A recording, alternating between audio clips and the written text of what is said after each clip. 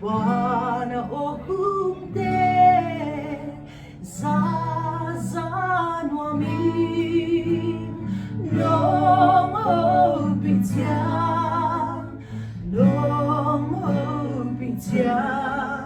tu ba kalung nom lo van dung lop na muri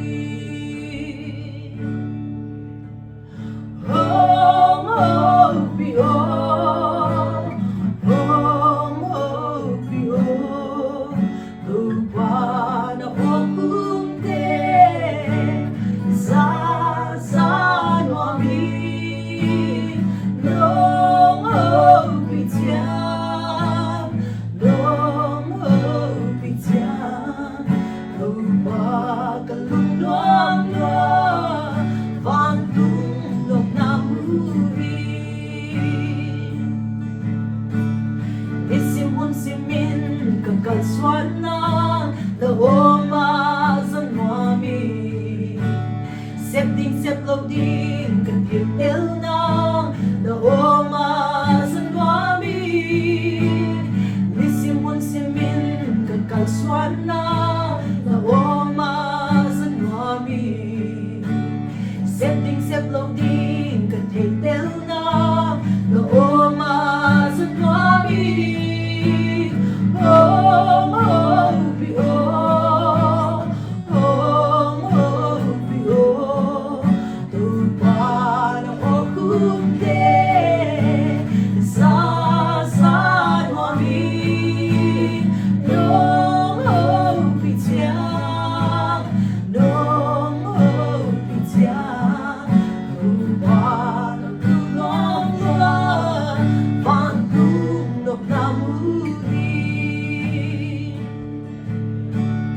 Sa chang zal mangin nung hupin siyang kalungwang kakamwa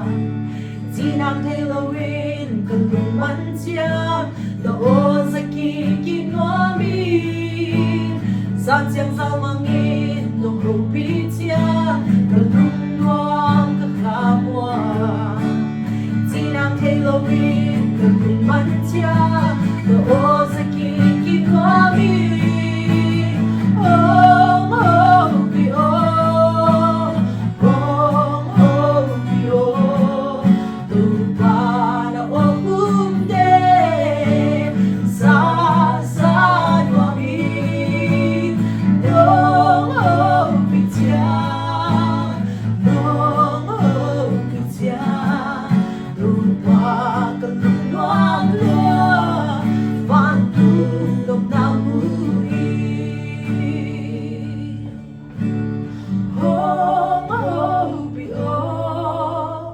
oh